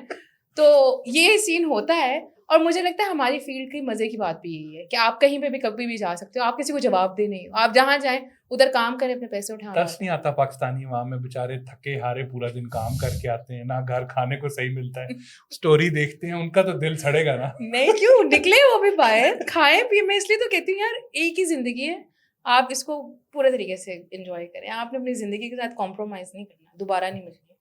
तो और अगर आपने इसको अच्छे से सीखना है तो जिंदगी ना मिलेगी दोबारा, जरूर देखें। मूवी है और आपको बहुत अच्छा लेसन मिलेगा। सो हमने अब तक हॉटपॉट की प्रमोशन की है, लिख लेना जरा यार एक, और जिंदगी ना मिलेगी दोबारा वालों से भी जरा रब्ता करना है, ठीक है? एक्चुअल सेल्स कैसे होती हैं मुझे भी बताएं, मैंने हॉटपॉट वालों से भी पैसे मांगने हैं। अच्छा, एक्चुअल सेल्स इस तरह से होती हैं कि एक तो आपकी मार्केट रेपुटेशन बहुत अच्छी होनी चाहिए, आपको खुद यकीन होना चाहिए यार मैं ये बात करूंगा तो मेरे फॉलोअर्स इस पे एक रिएक्शन देंगे, जाएंगे, देखेंगे, करेंगे। आपको खुद पता है कि भाई आपने फीड पोस्ट लगाई है और सिवाय 9-10 ब्लॉगर्स के जिनको आपने खुद ही इनबॉक्स में वो रील भेज दी और उन्होंने कमेंट कर दिया, आपको कोई इंगेजमेंट नहीं आई, आपको किसी फॉलोअर ने कभी अप्रोच नहीं किया, आपसे कभी सजेशन नहीं मांगी। तो ये चीज़ आपके लिए अलार्मिंग होनी चाहिए कि यार मैं एक ब्लॉग रन कर रहा हूँ तो मेरी पब्लिक इंटरेक्शन है ही नहीं सोशल मीडिया पे कोई। आप मतलब मैं अब कोई फीड पोस्ट लगाती हूँ ना तो आपको 60 में से जो है ना 50 कमेंट्स आम आदमी के मिलेंगे उस पर कि मेरा ये यहाँ पे ऐसे एक्सपीरियंस रहा, मैंने ये ऑर्डर किया, मैंने ये। अब मेरी ऑडियंस इतनी अच्छी है, अल्लाह उनको नजर बद से बचाए, कि वो कहीं पहुंचते हैं ना मेरे कहने पे, पूछते हैं कि इधर हम क्या ऑर्डर करें, वो इस तरह अच्छा। तो हम उन्हें बताते हैं आप ये, मैं उन्हें बताती हूँ आप ये ऑर्डर करें, तो मैं उन्हें कहती हूँ आप ये ऑर्डर करें, और अगर इसमें आपका एक्सपीरियंस अच्छा नहीं रहा तो फिर मैं आंसरेबल हूँ, और अगर आपका इस पर एक्सपीरियंस अच्छा है तो ऑब्वियसली मैं पूरा मेन्यू नहीं खा के आई उनका, मैंने ये चीज़ें ट्राई की, इसमें से ये अच्छी चीज़ें थी, आप ट्राई करें, आपका एक्सपीरियंस अच्छा रहेगा। तो इस तरह ना आपकी ट्रस्ट बिल्डिंग होती है। मतलब ऐसी ऐसी लड़कियां हैं जो अपनी शादियों का जो होता है केटरिंग होती है, ड्रेस सिलेक्शन होती है, सैलून सिलेक्शन होती है, मतलब बड़े नाजुक चीज़ें होती हैं, उनकी रिकमेंडेशन लेके उस पर अमल कर रही होती हैं। तो मेरे ऊपर ये होती है चीज़, और अक्सर लोग होते हैं इतने क्यूट मैसेजेस आ रहे होते हैं, मेरी पहली सैलरी आई है, मैंने वाइफ को बाहर लेके जाना है, मैंने कभी वाइफ को मैं बाहर नहीं लेके गया, मैं लेके जाना चाहता हूँ, मैं कहाँ नहीं, मैं नहीं चाहती भैया आपका एक्सपीरियंस बुरा रहे। मेरा क्लाइंट हो या ना हो, जहाँ का एक्सपीरियंस मेरा अच्छा रहेगा मैं वही रेकमेंड करूँगी उनको कि आप जाएं और खाएं, ताकि पता है आप मार्केट में निकलते हैं ना, अब तो लोग बाय फेस आपको जानते हैं, आप किसी भी मॉल में चले जाएं ना तो लोग आपको पहचानते हैं कि मतलब ये आप इस तरह करते हैं। आपको अगर किसी ने आके रिएक्शन आपके मुंह पे दे दिया तो आपकी क्या इज्जत रह जाएगी। तो मैं इस चीज़ से बड़ी डरती हूँ कि मैं जिस जिम में जाती हूँ वो लोग भी सब मुझे जानते हैं। अच्छा। तो मैं कहती हूँ यार नहीं, कभी किसी का दिमाग खराब हुआ, डंबल उठा के मुझे मार दी, मेरे पैसे ज़ाया हो गए, तो मैं तो ये चीज़ नहीं अफोर्ड कर सकती। सो इसका काउंटर होता है, लोग आके बताते हैं कि आपने बड़ी ज़बरदस्त रिकमेंडेशन दी थी हैं। उस चीज़ का मुझे अब मैं खुद भी सेटिस्फाई होती हूँ। तो अब जैसे हम मार्केट में रेट कोट कर रहे होते हैं, हम विजिट का ये चार्ज करेंगे तो कहते हैं नहीं ये तो बहुत ज़्यादा, मैं कहती ठीक है जो कम वाले हैं आप उनसे, आपको फ्रीबीज भी मिल जाएंगे, आप करवा लें काम। फिर वो जब ब्रांड घूम के वापस आती है ना और उसी कोट पे जब अग्री करती है, वो मेरी अचीवमेंट होती है कि यार ठीक है अब मैं सही पेस पे हूँ, तो वो चीज़ होती है। रेस्टोरेंट्स ओपन हो रहे हैं काफ़ी पाकिस्तान में, काफ़ी लोग बट रेस्टोरेंट बिजनेस मुश्किल बिजनेस नहीं है? रेस्टोरेंट बिजनेस मुश्किल बिजनेस है, बहुत ज़्यादा मुश्किल बिजनेस है, लेकिन वही बात है, आपको अपने ऊपर कॉन्फिडेंस कितना है। आपको पता है मैं एक चीज़ कर लूँगा तो वो फिर आप कर लेंगे, लेकिन अगर आप कहें, कंजूसी भी तो बहुत है ना पाकिस्तान में, मतलब हमने इतना ज़्यादा पैसा एक इंटीरियर पे लगा देंगे लेकिन हम उसको मार्केट ठीक तरीके से नहीं करेंगे। आजकल ज़्यादा चीज़ें क्या बिकती हैं? शशका ज़्यादा बिकता है या टेस्ट ज़्यादा बिकता है? शशके के साथ टेस्ट, ना सिर्फ टेस्ट बिकेगा ना सिर्फ शशका बिकेगा। जेन जी तो आजकल मुझे लगता है कि इंस्टाग्राम वीडियोस और उसके लिए शशके पे ज़्यादा कैटर करते हैं। टेस्ट वैल्यू करता है अभी भी लोग? टेस्ट वैल्यू करते हैं, ये जेंजी आपको सबसे ज़्यादा क्वेटा में बैठे हुए मिलते हैं क्योंकि उनको वहाँ के पराठे और चाय पसंद है। बेशक शशके के लिए, वीडियो के लिए वो किसी कैफे में जाके वीडियो बना लाएंगे, लेकिन बैठेंगे वो वहीं पे उन्होंने अपनी सीक्वेंस खेलनी है, वहीं पे उन्होंने अपनी बोर्ड गेम्स खेलनी है, सब कुछ करना है। लेकिन ये कि वो जो क्लास डिफरेंस कह सकते हैं या क्लास मेंटेनेंस कह सकते हैं, वो दिखाने के लिए सोशल मीडिया के ऊपर कि भाई मैंने ये किया आज, वो उसने किया हो या ना किया हो, लेकिन वो दिखाने के लिए करते हैं। लेकिन शशके के साथ आपका टेस्ट बड़ा ज़रूरी है। स्ट्रीट फूड एक्सपीरियंस आपका कैसा रहता है? आप प्रमोट करती हैं स्ट्रीट फूड को? मैं करती हूँ और बहुत अच्छा रहता है, लेकिन जब से मैं सिंध साइड को एक्सप्लोर करके आई हूँ, मुझे पिंडी इस्लामाबाद का स्ट्रीट फूड अच्छा नहीं लगता। वो तो बहुत अच्छा स्ट्रीट फूड है, और अभी जो हम रिसेंटली पेशावर से करके आए, मैं कहती हूँ यार वो तो दुनिया ही अलग है। मतलब ऐसा कोई साफ सुथरा माहौल ना, उनके स्ट्रीट फूड में भी मक्खियाँ नहीं है। और यहाँ तो आप खड़े हो जाएं तो आपको लगता है मक्खियों ने बारात ला दी है आपको। पिंडी इस्लामाबाद में ये गैप है, आई थिंक बहुत बड़ा गैप है। एक वो फूड स्ट्रीट किसी ज़माने में बड़ी हैपनिंग प्लेस थी, अब तो वो भी नहीं रही। मतलब हमने रिसेंटली रमज़ान में सहरी की वो किया था, करतारपुरा जो हमारा है, Kartarpura used to be a very good place. जगहें थी वहाँ पे और किसी एक जगह पे टेस्ट नहीं था। और मतलब वो ऐसा था कि मतलब मैं चली गई थी अपने फ्रेंड्स के साथ, ये जो ब्लॉगर्स हैं, मैंने कहा तुम लोग ऐसा करो कोलैबोरेशन में रील डाल दो। मेरा तो दिल ही नहीं कर रहा है इसको एडिट करने का भी। मेरा भी जब भी करतारपुर अब एक्सपीरियंस कभी भी अच्छा मेरा भी नहीं अच्छा। मैं वो बंदा ही नहीं हूँ कि मैं निहारी या पाए या वो चीज़ें उस तरह से खाऊं ना। पाए मुझे सिर्फ अपनी मम्मा के हाथ के पसंद है, उतने उससे अच्छे पाए पूरे दुनिया में कोई नहीं बना सकता। और निहारी हमारे घर बनती नहीं थी, इसलिए मुझे उसके टेस्ट का पता भी नहीं था। लेकिन अब मैंने जहाँ की निहारी भी है ना, लाहौर की और ये सारी और कराची वगैरह पे फ्लेवर करके आ गई हूँ कि बंदा पता होना चाहिए आपको हाँ कैसी है, तो वो वाला फ्लेवर भी पिंडी इस्लामाबाद में नहीं है। तो ये चीज़ है, तो होता है ऐसे। बचपन में काला खान की निहारी बड़ी मशहूर थी, बड़ी पसंद भी थी, लेकिन पिछले कोई 1-2 साल में मैं जब भी गया हूँ मैं भी डिसअपॉइंट हुआ हूँ। सो पता नहीं, या तो फ्लेवर में फ़र्क आ रहा है, वो जनरेशंस में ट्रांसफ़र नहीं हो रहा सही तरह से, या शायद बचपन में अच्छा लगता था। और एक हमारी इकॉनमी का भी बैकलैश है, लोग उस तरह से अब इन्वेस्ट नहीं करते खानों पे, मिसालों पे और उन चीज़ों पे। वो एक टाइम पे हर चीज़ जो ऑर्गेनिक बन रही थी, अब हर चीज़ पैकेट पे शिफ्ट हो गई। तो जो चीज़ आप पैकेट से निकाल के डालेंगे उसका कभी भी वो फ्लेवर नहीं आएगा जो आप फ्रेशली चीज़ को डाल के बना सकते हैं। ब्लैक पेपर की मिसाल ले लें, अब हम पैकेट वाला पाउडर यूज़ कर रहे होते हैं, एक तो ज़माना था हम उसी टाइम जब उसको क्रश करके करते तो उसका फ्लेवर डिफरेंट आता था। इतने ज़्यादा फॉलोअर्स हैं, सिर्फ फूड पे स्टिक करना चाहेंगी नीश पे, या दिल करता है कि किसी और चीज़ को भी एक्सप्लोर करूं, रेस्टोरेंट्स के अलावा होटल्स और इन चीज़ों को भी? मैं रेस्टोरेंट्स के अलावा भी करती हूँ, मैं होटल्स को भी करती हूँ।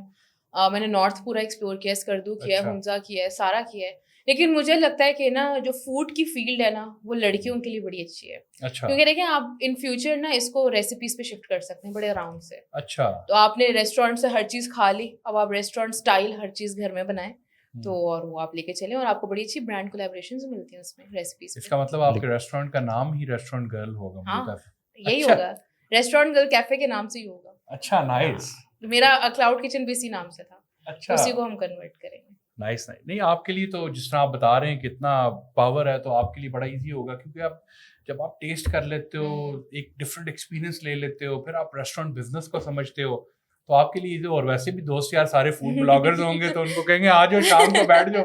नहीं, वो पता है ये मार्केट गेज करने का बड़ा मुश्किल तरीका है, लेकिन over the period of time जब आपकी पीआर स्ट्रांग हो जाती है ना, तो ये चीज़ें आप करवा सकते हैं। लेकिन मेरा रिकॉर्ड है, मैंने कभी किसी से अनपेड काम नहीं कराया। अच्छा, लेकिन आपको एज अ फूड ब्लॉगर आपको प्लस और माइनस तो समझ आ रहे हैं, but as a business restaurant is a very operational business. At least मुझे ऐसा लगता है कि बहुत ऑपरेशनल सा एक बिजनेस है, and there is a lot of hectic processes जिनको फॉलो करना है। लाइक ऐसा नहीं है जिस तरह होते हैं ना, कुछ बिजनेसेस होते हैं कि आप स्टार्ट कर रहे होते हो एंड यू इनिशियल फेज में हर बिजनेस में आपको शायद 12-12 घंटे लगाने हैं, बट एक फेज़ आएगा जहाँ पे मैं इसको ऑटोमेट करूँगा, इसको ऑटोमेट करूँगा, इसको ऑटोमेट करूँगा, और इवेंचुअली मैं शायद इसको सिर्फ आधा घंटा देखूंगा and that's it. Restaurant business में मुझे लगता है शायद ऐसा नहीं हो सकता। नहीं हो सकता है। हर बिजनेस स्टार्ट करने से पहले ना उस फील्ड के अंदर आपका जॉब करना बड़ा ज़रूरी है। जब आप डायरेक्टली किसी फील्ड से उठ के, फॉर एग्जांपल एक डॉक्टर ने उठ के अगर रेस्टोरेंट खोल लिया है तो वो तो 10 साल यही समझता रहेगा कि भाई मैं ये पेन उठा के तो रखूं या ना रखूं। इसके लिए आपको ज़रूरत है कि आप उस फील्ड में पहले जॉब करें, आपको उसके नेट एंड ग्रिड्स पता होने चाहिए कि भाई अच्छा ठीक है इसका ये नुकसान भी, इतना बैकअप होना चाहिए। आपके पास बैकअप होना बड़ा ज़रूरी है, आपके पास 6-7 महीने की सैलरीज बैकअप पे होना ज़रूरी है, आपके पास स्टाफ अच्छा होना ज़रूरी है, आपके पास आजकल शेफलेस किचन का कॉन्सेप्ट है, आपके पास रेसिपी स्ट्रांग होना ज़रूरी है। मतलब ये चीज़ें ज़रूरी हैं। आप ये नहीं कह सकते कि आज मेरे पास करोड़ रुपए आया है, मैं 50 लाख इन्वेस्ट करता हूँ और मैं ना ये फूड बिजनेस स्टार्ट कर दूंगा। आप नहीं कर सकते।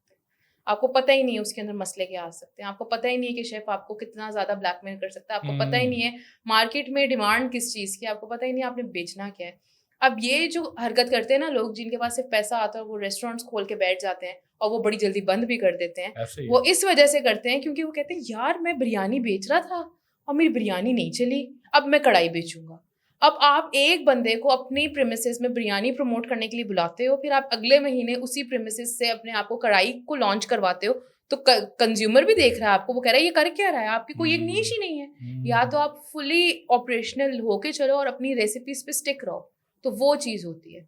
तो ये इस आप डायरेक्ट कभी भी बिजनेस, फूड बिजनेस डायरेक्ट नहीं कर सकते। और ये जो शेफ़ भाग जाते हैं और फिर वो जी सब कुछ ठीक था, शेफ़ भाग गया, सब कुछ चल रहा था और फिर शेफ़ भाग गया।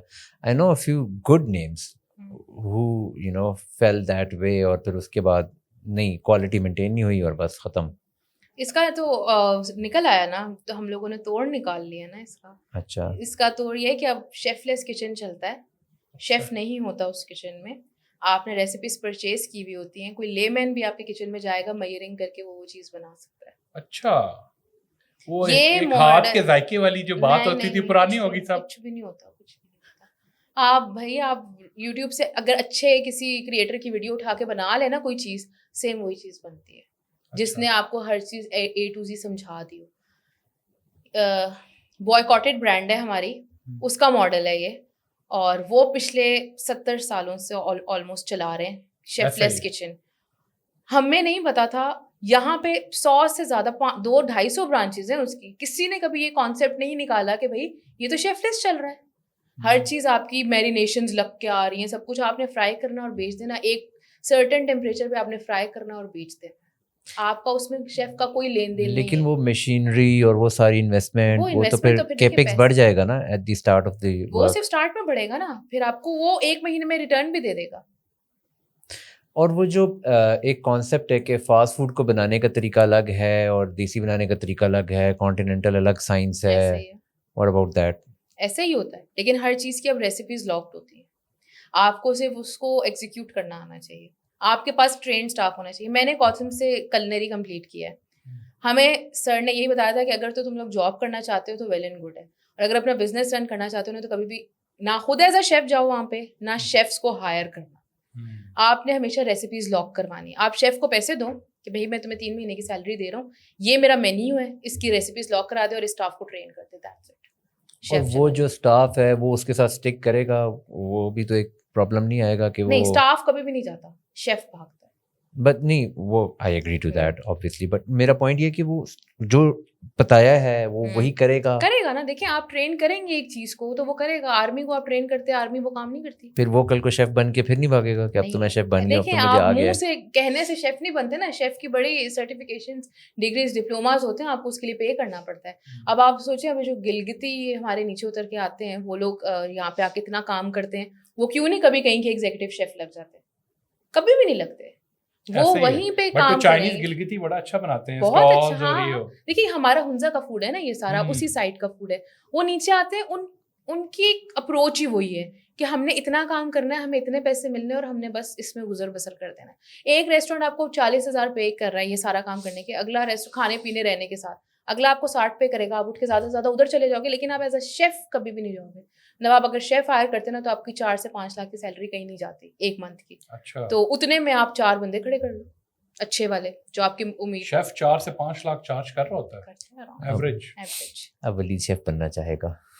क्या क्या बनूंगा रोजाना, हर बंदा कहता मैं इतने कमा रहा हूँ, मैं कहता हूँ मैं भाई एक बंदा हूँ, क्या क्या करूँ। नहीं देखिए, पैसा कमाना मुश्किल नहीं है, हाँ, आर्ट है, आर्ट आपको है, आना चाहिए। ऐसा ही है, पैसा कमाना एक आर्ट है। तो आइसक्रीम आपने कहा आपको पसंद है, तो किस जगह की आइसक्रीम आपको सबसे ज्यादा पसंद है? अब मैं इधर नाम लूंगी तो लोग कहेंगे कि ये इसका नाम लिया।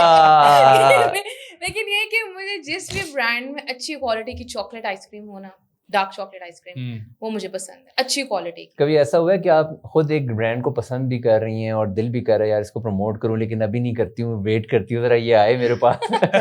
हाँ, बहुत दफा होता है ऐसे, और लेकिन फिर मजा ये तब आता है कि वो आ भी जाती है ना पास में, कहते हैं, यार अब मजा आएगा।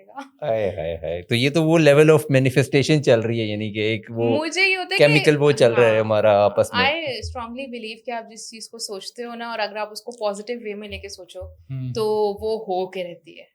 लाइक मैंने मैरियट को इतनी दफा प्रमोट किया, मैं जाके वहां पे फ्री में करके आई हूँ और सारा अच्छा, कुछ। ये मेरे लिए बड़ा डिफरेंट था कि मैरियट भी बुलाता है फूड ब्लॉगर्स को फूड को प्रमोट, लेकिन I am the only food blogger जो मैरियट के साथ अभी तक एज अ उनकी ब्रांड एम्बेसडर चल रहा है। उनकी जो भी न्यू लॉन्च होती है वो मेरे अकाउंट के थ्रू होती है। अच्छा। और उनके ऑफिशियल पेजेस पे भी मेरा फोटोशूट है, उनके उस पे जो बुफेस वगैरह लगते हैं। तो वो मेरे लिए था, मतलब मुझे होता था कि जब भी मैं मैरियट जाती थी खुद से, मैंने कभी स्टोरी पोस्ट नहीं की। ये देख मैरियट इधर भी लिखा हुआ है। मुझे लगता है मैरियट वालों को तो देने चाहिए पैसे। मतलब होता है, मतलब हमारे पिंडी इस्लामाबाद का एक वो है ना mindset, Marriott Serena, Marriott Serena, Marriott Serena, तो वो चीज होता है कि भाई हाँ ठीक है वो भी कर लिया, अब क्या। बट अक्सर लोग कहते हैं ये मैरियट और ये 5 स्टार जो रेस्टोरेंट्स हैं इनका फूड इतने मजे का नहीं होता, ओवर हाइप्ड है। नहीं, ओवर हाइप था। जब मैंने फर्स्ट टाइम मैरियट ट्राई किया था तो वो बहुत बुरा था, और मैंने बोला भी उन्हें, मैंने कहा ये आप लोग इतना ज़्यादा चार्ज करते हैं, आप दे क्या रहे हैं।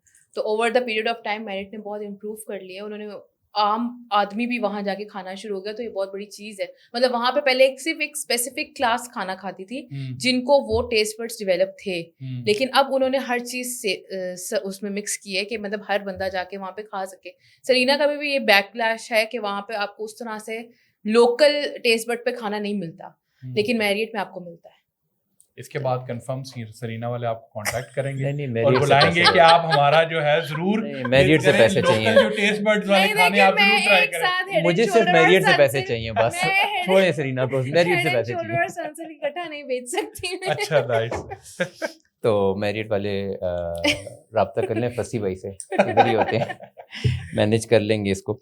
अच्छा, लेकिन एक और चीज़ मुझे बताएं, मैं इंस्टा देखता हूँ कभी कभी, कोशिश करता हूँ मैं ना देखूँ। मैं जब देखता हूँ और मैं इतना खाना और इतनी गाड़ी और ये सब देख रहा हूँ, तो मुझे लगता है कि यार बड़ी ना कंज्यूमरिज्म बहुत ज़्यादा प्रमोट हो रही है, और ये हम as a society hyper consumerism की तरफ वैसे भी जा ही रहे हैं। तो आपको क्या इस पे फील होता है कभी आपको भी कि यार मैं क्या रोज़ाना यही कर रही हूँ और हमें लोगों को यही इसी रास्ते पे लगाई जा रही हूँ?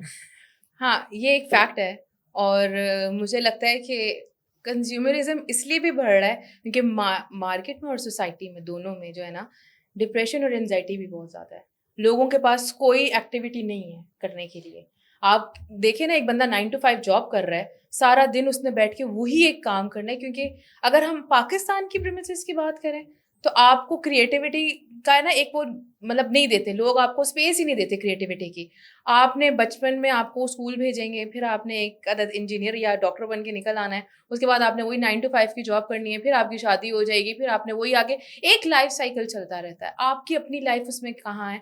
आप कल को हम लोगों ने सबने मर जाना है, हम लोगों को लोग क्यों याद करेंगे? एक वो जो अप्रोच होती है ना, वो हमारी सोसाइटी में नहीं है, और कंज्यूमरिज्म इसलिए भी बढ़ रहा है। और अगर आप उसको हाइपर कंज्यूमरिज्म कहते हैं तो वो भी कह सकते हैं कि लोग कहते हैं कि यार इसके पास ये है, ये मेरे पास होना चाहिए, बेशक मुझे उसकी ज़रूरत नहीं है। क्यों? क्योंकि वो आपको एक सेल्फ सेटिस्फैक्शन दे रही होती है चीज़, आप उसको अपने सामने रख के बड़े खुश हो रहे होते हैं उस चीज़ को कि अच्छा ठीक है अब क्या, मतलब आप एक लेवल होता है ना आपने अपने लिए हर। मैं छोटी होती थी तो मैं है ना टारगेट सेट करती थी कि भाई अब मैं फर्स्ट आऊँगी तो मम्मा मुझे ये लेके देंगी, अब मैं फर्स्ट आऊँगी तो मम्मा मुझे ये लेके देंगी। अब ना टारगेट्स डिफरेंट हो गए हैं। अब जो हमारी जेन जी है, बिकॉज आपके पास हर किस्म का प्लेटफॉर्म है, हर किस्म की ऐप है, आप पैसा निकाल सकते हैं। उनको ये होता है ये मेरा इतने पैसे जमा हो जाएंगे तो मैंने ये करना है, इतने पैसे अब उनको ये नहीं फिक्र कि पैसा कमाना कहाँ से है, उनको ये कि लगाना कहाँ पे है। तो वो लगाने का तरीका हम उन्हें बता रहे होते हैं कि भाई अब आपके पास पैसा है तो निकले। देखिए हम छोटे थे ना, तो हम लोग निकल के फ्राइज खा लेते थे, दही बल्ले खा लिए, हम उसमें बड़े खुश हो जाते थे, यार आओ चलो बन कबाब खाते हैं, मामू बर्गर खा लेते हैं। अब जब हमारी जेन जी निकलती है ना, तो वो कहती है आइस लाटे खान का अच्छा है और स्पेनिश लाटे खान का अच्छा है, और हमें ये कहाँ से मिलेगा, हम सुशी अच्छी कहाँ से खा सकते हैं, हम बिम। अब रिसेंटली मैंने डिस्कवर किया कोई ऐसी भी डिश होती है जिसका नाम है बिम बिम बग, वो होती है कोरियन डिश। अच्छा। वो भी मुझे मेरी किसी फॉलोअर ने पूछा है कहाँ से मिलेगा, फिर मैंने ढूंढा, फिर मैंने ढूंढ के उसको बताया यहाँ से मिल जाएगा। अच्छा। मैंने जाके खुद भी टेस्ट किया और कुछ भी नहीं था, बॉइल्ड राइस के ऊपर एग होता है और मीट होता है, और अकॉर्डिंग टू हर वो बहुत हाई प्रोटीन डाइट है। तो वो कहाँ से मिलेगी, मतलब वो छोटे बच्चे ये पूछ रहे हैं, उनके पास पैसा है, उन्होंने उसको कंज्यूम करना है, वो कंज्यूम करने का तरीका हम बता रहे हैं। बट पाकिस्तान में तो शायद 5 या 10% आबादी इसके उस बात, आपको नहीं लगता एक नॉर्मल आदमी जो घर में बैठा हुआ है, जब वो देख रहा है खाने चल रहे हैं, ये चल रहा है, और वो खा नहीं पा रहा, तो वो एंग्जाइटी या डिप्रेशन में जाएगा? मेरे हिसाब से जो ये वाले प्लेटफॉर्म्स हैं ना, ये मोस्टली वही लोग एंगेज करें जो इस प्लेटफॉर्म को समझते हैं। टिकटॉक ऐसा प्लेटफॉर्म है जिसमें आपको हर तरह की ऑडियंस मिलेगी। ठीक है। इंस्टाग्राम का जो कंज्यूमर है ना, वो वही बंदा है जिसने उसको देख के जाके परचेजिंग पावर रखता है वो। इसलिए जब हम लोग टिकटॉक की बात करते हैं ना अपने क्लाइंट से, तो वो कहते हैं वो तो हर किस्म का बंदा देख रहा है ना। हम अपने अक्सर ऐसे क्लाइंट्स होते हैं कहते हैं हम अपनी ब्रांड को टिकटॉक पे प्रमोट नहीं करवाना चाहते। ठीक है, अब एक फाइन डाइन है, वहाँ पे उस बंदे ने अगर कोई ऐसी डील निकाल दी है जो उसने 1 हफ्ता चलानी है सिर्फ कंज्यूमर को गेज करने के लिए, और टिकटॉक की आवाम उठ के उसके फाइन डाइन में जाके 10-10 हज़ार रुपए की जो डील है, एक बंदा भी 1000-1000 रुपए हाथ में लेके जाएगा, तो वो उसे रोकेंगे नहीं कि आप अंदर नहीं आ सकते, लेकिन उसका अपना एक इन्वायरमेंट इफेक्ट होता है उस चीज़ से। तो ये चीज़ है जो हमारे क्लाइंट्स हैं उनको हम बता देते हैं, टिकटॉक के थ्रू आपको हर तरह का बंदा मिलेगा, और इंस्टाग्राम के थ्रू आपको पढ़ी लिखी आवाम मिलेगी, और फेसबुक पे तो है ही हमारे पुराने बुजुर्ग बैठे हुए हैं, वहाँ से तो आपको मिलती है ऐसी सोफिस्टिकेटेड आवाम है जिन्होंने मतलब काम की ही बात करनी है आपसे, लेकिन ये होता है। आप अभी बता रही थी ना, तो it took me a little bit back to the time कि इस्लामाबाद में ना एक टाइम पे रेस्टोरेंट्स भी नहीं थे, और अच्छे रेस्टोरेंट्स तो एक नीश थी। लेकिन आज चलो रेस्टोरेंट्स आ गए, but again I can relate to your point कि अब अगर करने को कुछ है ना, तो एक अच्छी जगह पे बैठ के खाना है। वरना एक्टिविटी पॉइंट ऑफ व्यू से देखें तो इस्लामाबाद इज सो डेड कि अभी कोई ऐसी जगह नहीं है कि मैं मतलब हमारे साथ ये कुंवारे होते थे तो टाइम बहुत होता था तो ये होता था कि यार आज शाम को कहाँ बैठे, और लिटरली हम we were like out of ideas, और वही होता था कि 1-2 जगह और उसी में बैठ रहे होते थे, जिस तरह हर बंदे के लिए। But again that's the thing ना कि कि अब सिर्फ कोयटा है, वो अगेन एक खाने की जगह है, चाय पी ली और वो देखिए हम लोग ना जो 90s किड है ना, उनके लिए ना ये जो देसी वाइब्स, आउटडोर बैठना, ये बड़ा ना हम लोग उस चीज़ को एंजॉय करते हैं। लेकिन जो जेनजी निकल रही है ना, जिन्होंने हर कदम के बाद आउच बोलना है, वो फिर कहते हैं कि मतलब साफ सुथरी सी जगह हो, साफ ग्लास आए, मतलब ये माइंडसेट है। आप कंज्यूमरिज्म की बात करें, वो एक कॉफी शॉप ने बर्फ बेचना शुरू की, लोगों ने वो खरीदना शुरू कर दी। मैं परेशान हूँ, 50 रुपए का सिर्फ बर्फ, और खा भी बर्फ रहे हैं, और उसको अच्छा। अब मैं आपको प्रमोशन, लेवल ऑफ प्रमोशन बताती हूँ। आपने ब्लॉगर हायर किया उस बर्फ को प्रमोट कराने के लिए, और वो ब्लॉगर उस बर्फ को खा के कह रहा है इस बर्फ का जायका बहुत अच्छा है और मतलब लोग वहां जाके वो बर्फ खरीद रहे हैं और उस बर्फ की वो स्टोरीज लगा रहे हैं। अच्छा। और उस आप सोचो उस ब्रांड ने उस बर्फ के 50 रुपए के ग्लास में से कितना कमाया होगा, मतलब उसने तो पानी बन जाना है, ऐसे ही। और वो पानी वो वहीं छोड़ जाएंगे ऑब्वियसली, और जितनी यहाँ पे हाइजीन है उन्होंने उसी को दोबारा बर्फ बना देना है, फिर आप 50 रुपए का जाके वही खरीदेंगे।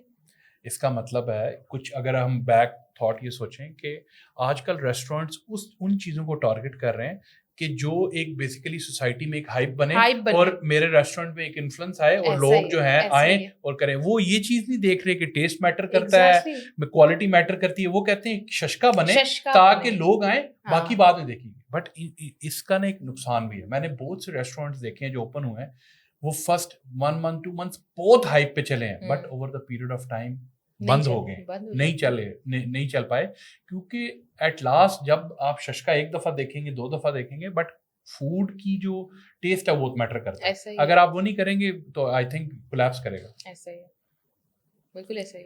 और टेस्ट एक सब्जेक्टिव चीज नहीं है, हो सकता है एक चीज मुझे पसंद आए आपको ना आए, ऐसा ही टेस्ट सब्जेक्टिव है। मुझसे कभी कोई सजेशन मांगता है ना, तो मेरा पहला सवाल होता है आपने कौन सी क्यूजीन खानी है, और सेकंड सवाल होता है आपने स्पाइसी खानी नॉन स्पाइसी खानी है। मतलब हम लोग ऐसा, मैं अपने आप को फूड डॉक्टर लेती हूँ कि अगर आप अपने पेशेंट को क्वेश्चन ही ठीक तरीके से नहीं करेंगे तो आप उसको मसले का हल कैसे बता सकते हैं। अगर कोई मुझसे कह रहा है कि भाई इस्लामाबाद में अच्छी खाने की जगह बता दो, भाई क्यों बता दूं, इतनी ज्यादा जगहें हैं, मैं क्यों बताऊं। मैं नहीं बताती। डॉक्टर आपने अच्छा नाम तजवीज़ किया क्योंकि आप ऑनर्स को टीका तो एक नहीं देखिए मैं आपको बताती हूँ कि ना मतलब ये हमें खाने के लिए अच्छी जगह बता दें भाई। अब आप यही बात है, डॉक्टर बोले मैं बीमार हूँ, भाई तुम्हें क्या बीमारी है, मैं बस बीमार हूँ। भाई ऐसे नहीं होता, तुम्हारे सर में दर्द है, फलानी जगह दर्द है, फलानी जगह, तुम बताओगे तो तुम्हारा मसला हल होगा ना। तो यही फॉर्मूला लगता है। हम उनसे पूछते हैं कि भाई आप क्यूजीन बताएं, आप अपना टेस्ट प्रेफरेंसेस बताएं, उस हिसाब से हम आपको बता देंगे। और सब्जेक्टिव इस तरह से भी है कि अगर किसी को घर में दाल में तड़का नहीं पसंद और बाजार वाला उसको दाल में तड़का लगा के दे रहा है और वही तड़के वाली दाल 200 लोगों को खिला रहा है और अगर उसमें से एक को पसंद नहीं आ रही तो उसको रद्दी बराबर फर्क नहीं पड़ेगा। अगर नहीं आ रही तो भाई तुम अगली दुकान से जाके खा लो। मतलब ये हमारी सोसाइटी का माइंड सेट है और ये हमारे क्लाइंट्स का भी माइंड सेट है। जिसको नहीं पसंद आ रहा वो ना आए। मतलब उनको ये नहीं होता कि भाई कस्टमर रिटेनरशिप कितनी ज़रूरी है। वो कहते हैं हमारा 200 कस्टमर रिटेन है, अगर 2 नहीं है ना, उनको ये भी नहीं समझ आती कि जो 2 रिटेन नहीं है वो इतने वेले होंगे कि वो हर पोस्ट के नीचे जाके लिखेंगे कि ये बुरा है, ये बुरा है, ये बुरा है, ये बुरा है। वो इतने वेले होते हैं जहाँ आपका एक्सपीरियंस अच्छा होता है ना, कभी भी कोई आके नहीं बताएगा कि भैया आपका मेरा एक्सपीरियंस यहाँ अच्छा रहेगा। अगर बुरा रहेगा ना तो वो उस रेस्टोरेंट की हर पोस्ट पे एक कॉपी पेस्ट डालेगा, बुरा है, बुरा है, यहाँ पे ये हो गया, यहाँ पे ये हो गया, यहाँ पे ये हो गया। वो इतने वेले होते हैं, तो वो चीज़ चलती रहती है मार्केट में साथ। अच्छा, अब फूड व्लॉगिंग करती हैं, खुद भी खाती हैं, लोग भी खाते हैं, डोंट यू थिंक कि ज़्यादा खाना बाहर का हेल्थ के लिए is not good for health? शुरू में मुझे लगता था, अब मैं जब घर का खाती हूँ तो मैं बीमार तो मैं जब मम्मा को स्पेशली कुछ कह के बनवाऊँ ना, मैं कहती हूँ यार मेरा पेट खराब हो गया, शायद मुझसे नहीं हजम हुआ। और कहती तुम वो गंदला जाके खाओ जो तुम रोज खाती हो। लेकिन ये है हेल्थ पॉइंट ऑफ व्यू से होता है और मेरी कोशिश पूरी यही होती है, वही जो आपने बात की थी कि किचन से हम खुद विजिट कर रहे होते हैं तो हमें पता होता है भाई हमारे आंखों के सामने हमारा खाना है। मैं बोलती हूँ ये लाइन कि अपनी गुनहगार आंखों से आप देख लें कि क्या पक रहा है ना। तो मेरे ज़्यादातर जो क्लाइंट्स हैं ना उनका किचन वैसे भी ओपन है, मतलब आप एज अ कस्टमर भी देख सकते हैं वहाँ पे। अच्छा, नाइस। तो वो चीज़ होती है और वो ऑब्वियसली ओपन किचन रखवाने का मकसद भी ये होता है कि वो लोग खुद भी बड़े फिर कॉन्शियस हो जाते हैं कि हर चीज़ आप देख रहे हैं, लोग बाहर ऑब्जर्व कर रहे हैं और सोशल मीडिया का ज़माना है, एक ही स्टोरी लगने की देर होती है, आपका बिजनेस खत्म हो जाता है। तो वो चीज़ें होती हैं, लेकिन ये है कि आप ऐसे कितना डाइन आउट करती हैं, लाइक हफ्ते के 7 दिनों में से? 14 बार So it's like daily, दोपहर का खाना बाहर है, रात का खाना बाहर है। खाते तो हम एक ही टाइम है, वो दोपहर हो या रात हो, हमने एक डाइन आउट करना होता है क्योंकि वो मैंने आपको बताया ना over the period of time clients आपके बिल्ड हो जाते हैं जिनको हर मंथ आपका रिव्यू चाहिए। तो वो फिर क्या करते हैं, हम डेज बता देते हैं उनको, अगर 30 दिन है, 30 से ज़्यादा मेरे क्लाइंट हैं तो अच्छा। उसमें ये होता है कि अगर मैं सुबह शाम भी कर रही हूँ ना रिव्यू तो वो फिर जाके कवर होता है। अगर मैंने जैसे मंथली पे कर रहे होते हैं? मंथली पे पेरोल पे है भाई, पेरोल पे है ये। अच्छा, आप तो हो गई पेरोल पे, अब हमें बताएं क्या करना है। अब आपने मुझे कोलैबोरेशन की पेमेंट भेजनी है। दूसरी चीज मुझे ऐसा लग रहा है कि हम यहाँ कल से ना मुदस्सर यहाँ हम प्लेट रख के खानों की और हम कहेंगे ये बिरयानी बहुत मजेदार। नहीं देखें, एक दफा एक बिकवा सकते हैं ना आप वो बिरयानी, अगर वो मजेदार नहीं है तो दूसरी दफा बंदा आपकी बात नहीं सुनेगा। अच्छा। तो ये बड़ा मतलब एक है और ये साइंस और ये रूल भी है।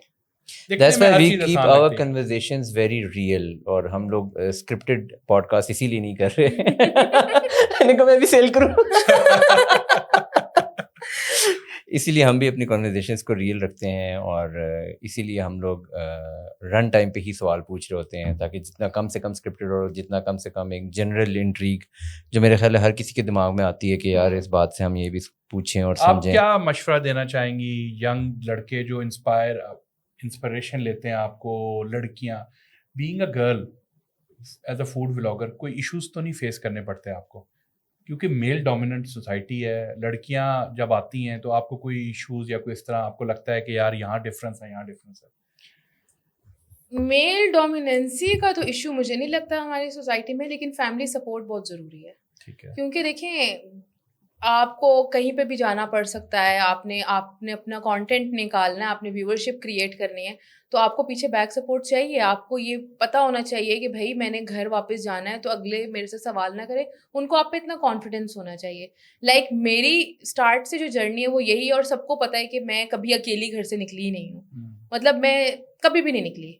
मतलब मैंने अगर सुबह के 10 बजे भी जाना है तो मैंने या तो अपनी मम्मा को या भाई को साथ लेके जाना है। और वो मेरा अपना भी एक होता है, स्टैंस होता है कि मेरे साथ एक बंदा होना ज़रूरी है, क्योंकि मैं इतना ज़्यादा शायद बातचीत नहीं कर सकती। मतलब एक टाइम था मैं रेस्टोरेंट में बैठ के ऑर्डर नहीं कर सकती थी, मैं वेटर को बुलाते हुए भी नहीं वो होती थी। मुझे होता था मैं से बता देती थी ये चीज़ें मंगवा लेते हैं, and then they would like to place order for मी।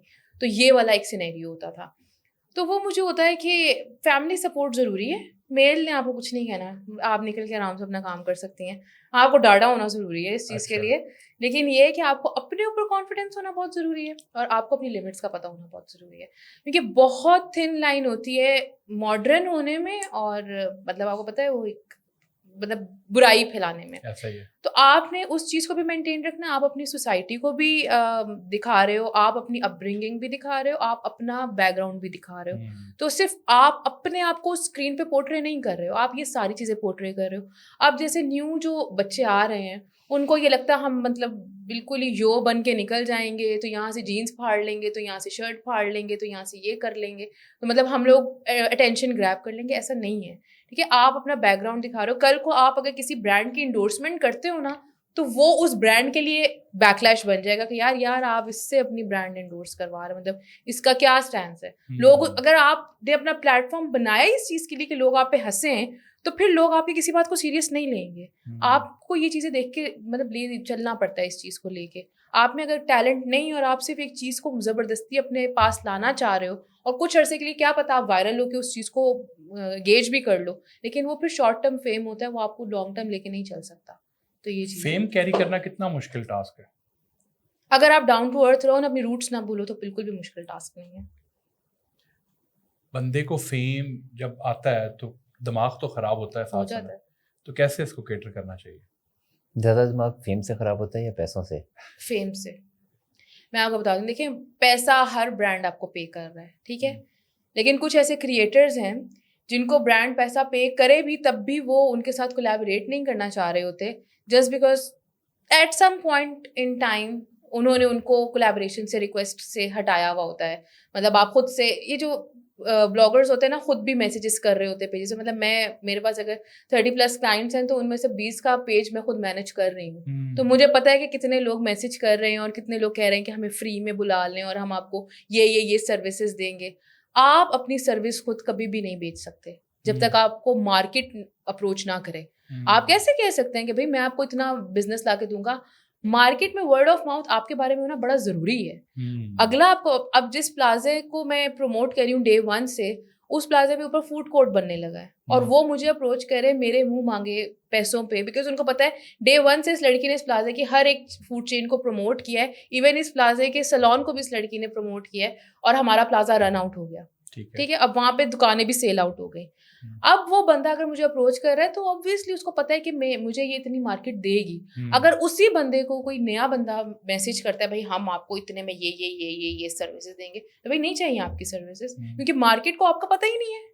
आप मार्केट का बंदा कोई जाके किसी ओनर को बताएगा यार इस बंदे से प्रमोशन कराओ, इससे तुम्हें फायदा होगा, वो आपकी जीत है, ना कि ये कि आपको जाके मैं करूंगा और आपको इतने लाख का फायदा होगा। So it goes down to relations as well, right?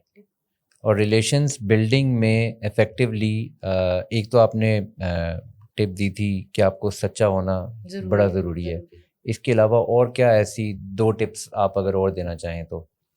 PR relations के लिए या वैसी जनरल पीआर रिलेशंस के लिए एक तो आपको ना अपने क्लाइंट के साथ बिल्कुल क्रिस्टल क्लियर होना बड़ा ज़रूरी है। देखिए आपने क्लाइंट को लेके लॉन्ग टर्म चलना है, आपने 2 महीने के बाद गेम खत्म नहीं करवानी उसकी। आप उसको बताएं भाई ये सही है चीज़, ये गलत है, ये ऐसे कर लो, ये ऐसे कर लो, ये बट वो तो it would be to the best of your knowledge, right? But so you need to have the knowledge set as well to guide correctly. Exactly. अच्छा, ऐसे भी कुछ होते हैं रिजिड ओनर्स जो कहते हैं नहीं हम ठीक हैं, तो फिर हम उनकी मार्केटिंग और उनका मतलब छोड़ देते हैं प्रोजेक्ट। हम कहते हैं फिर आप उसको ठीक तरीके से चलाएं। So you need to have that art of saying no. Yes, obviously. मैंने पिछले 2 महीनों में 3 क्लाइंट्स ड्रॉप किए हैं जो बात नहीं सुन रहे थे, तो मैंने उन्हें कहा कि आप खुद कर लें। मतलब मेरे में इतनी कैपेसिटी नहीं है कि मैं आपको एक बात रोज एक ही बात बताऊं अगर आपको नहीं समझ आ रही, और अब उसमें से 2 में से 1 बंद होने वाला है, वो बिक रहा है, और मतलब वो उनका एंड यही होना था। हम सिर्फ उसको, वो कहते हैं ना कश्ती डूब रही है, उसको हम बचाने की कोशिश कर रहे थे, पिछले 6 महीनों से बचाने की कोशिश कर रहे थे, लेकिन जब आपका क्लाइंट आपकी बात नहीं सुनता ना, वही बात है, जब पेशेंट डॉक्टर की बात नहीं सुनता तो उसने फिर at the end of the day जाना कहाँ आएंगे, कबर में गिरेगा। तो ये चीज होती है। और सेकेंड चीज ये कि आपका जो मार्केट में पीआर रिलेशन है ना, वो ये कि अगर एक बंदा आपको बहुत अच्छा पे कर रहा है बहुत लॉन्ग टाइम से, और फॉर सम रीजन किसी मंथ में वो आपसे फेवर मांगता है, तो मार्केट में आपको फेवर देने की ना आपके अंदर एक सकत होनी चाहिए कि अच्छा ठीक है, मतलब सही है, आप मुझे हमारा आपके साथ लॉन्ग टर्म है तो हम इस तरह से कर लेते हैं। ऐसा नहीं है कि अगर आपको एक मंथ में वो 50 पे कर रहा है, अगले में 60 अपनी खुशी से पे कर रहा है, 70 पे कर रहा है, और एक मंथ में वो दोबारा आके आपको 50 की ऑफर करता है और आप एकदम से कहें नहीं अब तो मैं लाख से नीचे बात ही नहीं करूंगा। भाई ऐसे नहीं होता।